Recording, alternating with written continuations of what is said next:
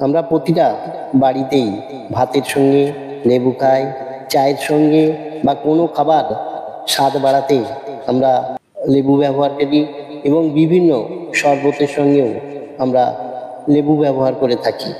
কিন্তু এই পাতিলেবু আমাদের কতটা উপকার করে বা কতটা ক্ষতি করতে পারে সেটা জেনে রাখা ভালো। পাতিলেবু ভিটামিন সি একটি চমৎকার উৎস, যা রোগ প্রতিরোধ ক্ষমতা বাড়াতে সাহায্য করে। এটি শরীরকে বিভিন্ন সংক্রামক এবং পেটের রোগ সারাতে সাহায্য করে। ভিটামিন সি থাকার জন্য ত্বকের উজ্জ্বল ও মসৃণ করে।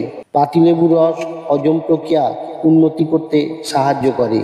এটি কোষ্ঠকাঠিন্য কমাতে এবং পেটের স্বাস্থ্য ভালো রাখতে সাহায্য করে।